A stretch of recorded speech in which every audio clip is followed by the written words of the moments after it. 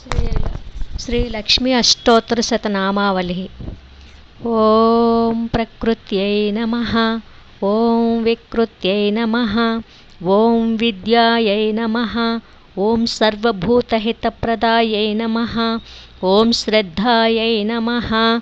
ॐ विभूत्यै नमः। ॐ सुरभ्यै नमः। ॐ परमात्मिकायै नमः। ॐ वाच्यै नमः। ॐ पद्मालयायै नमः। ॐ पद्मायै नमः। ॐ शुच्यै नमः। ॐ स्वाहायै नमः। ॐ स्वधायै नमः। ॐ सुधायै नमः। ॐ धन्यायै नमः। ॐ हिरण्मयै नमः। ॐ लक्ष्म्यै नमः। ॐ नित्यपुष्टायै नमः। ॐ विभावर्यै नमः। ॐ आदित्यै नमः। ॐ दित्यै नमः। ॐ दीप्तायै नमः। ॐ वसुधायै नमः। ॐ वसुधारिण्यै नमः। ॐ कमलायै नमः। ॐ कान्तायै नमः। ॐ कामाक्ष्यै नमः। ॐ क्रोधसम्भवायै नमः। ॐ अनुग्रहप्रदायै नमः। ॐ बुद्ध्यै नमः। ॐ अनघायै नमः। ॐ हरिवल्लभायै नमः। ॐ अशोकायै नमः। ॐ अमृतायै नमः। ॐ दीप्तायै नमः। ॐ लोकशोकविनाशिन्यै नमः। ॐ धर्मनिलयायै नमः। ॐ करुणायै नमः। ॐ लोकमात्रे नमः। ॐ पद्मप्रियायै नमः। ॐ पद्महस्तायै नमः। ॐ पद्माक्ष्यै नमः। ॐ पद्मसुन्दर्यै नमः।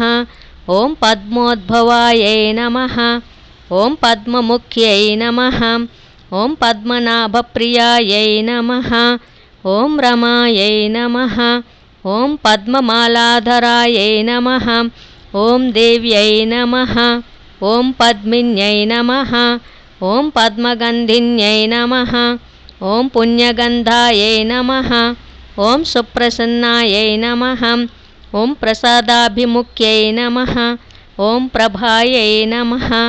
ॐ चन्द्रवदनायै नमः। ॐ चन्द्रायै नमः। ॐ चन्द्रसहोदर्यै नमः। ॐ चतुर्भुजायै नमः। ॐ चन्द्ररूपायै नमः। ॐ इन्दिरायै नमः। ॐ इन्दुशीतलायै नमः। ॐ आह्लादजनन्यै नमः। ॐ पुष्ट्यै नमः। ॐ शिवायै नमः। ॐ शिवकर्यै नमः। ॐ सत्यै नमः। ॐ विमलायै नमः। ॐ विश्वजनन्यै नमः। ॐ तुष्ट्यै नमः। ॐ दारिद्र्यनाशिन्यै नमः। ॐ प्रीतिपुष्करिण्यै नमः। ॐ शान्तायै नमः। ॐ शुक्लमाल्याम्बरायै नमः। ॐ श्रियै नमः।